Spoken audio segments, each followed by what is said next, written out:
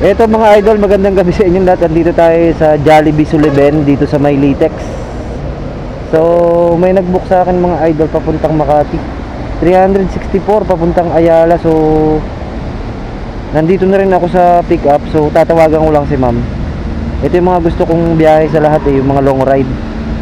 Ang mga gusto kong biyahe talaga long ride mga idol. Long ride talaga. Tawagan ko lang mga lodi.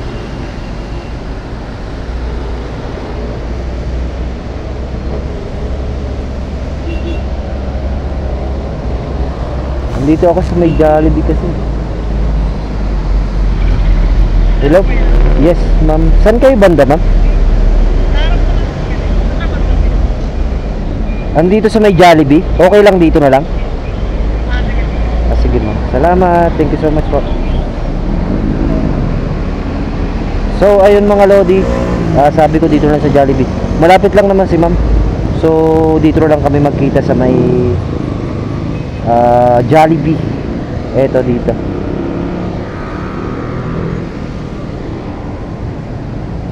Papuntang Makati si ma'am mga lodi. So medyo malayo to at long ride. So kailangan ko rin kumita ngayong araw kasi maraming bayarin mga lodi. Tapos tag-ulan na. So kailangan natin kumita.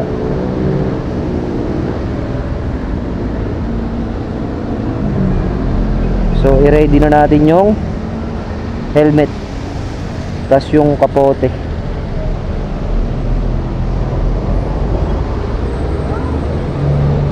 Tingnan na rin natin yung drop ni ma'am kung saan banda tumalapit. Gusto ko kasi pag nagbabiyahe ako, kasi kabisado naman natin yung daan, tinitingnan ko na lang yung pinaka drop para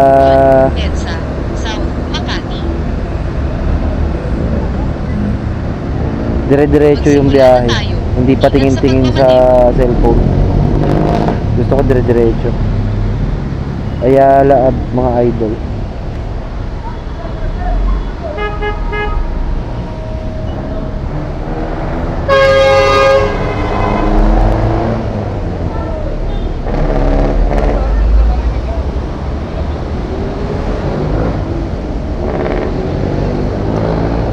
Ayun, ang tagal ni mga lodi sa President Quezon Extension.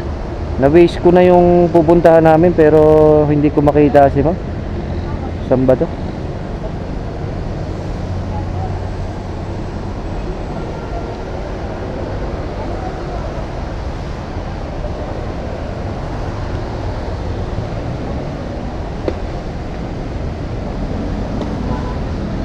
Tawagan ko ulit. Pagkaraan ng 600 metro, sa rotonda lumabas sa ika-4.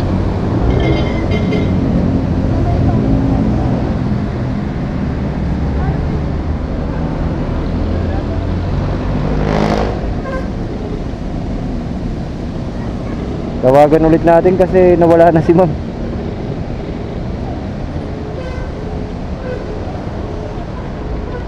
Pinapatay na ni ma'am mga lodi. Saan kaya ito si ma'am?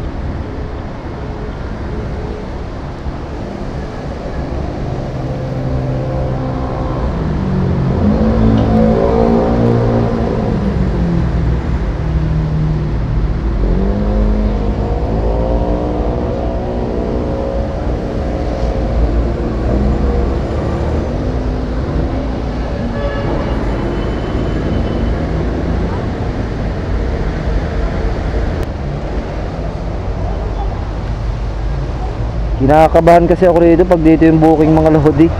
Pag sa Litex kasi ang dami nang nagpi-fake booking dito. Ilang beses na ako na fake booking dito eh.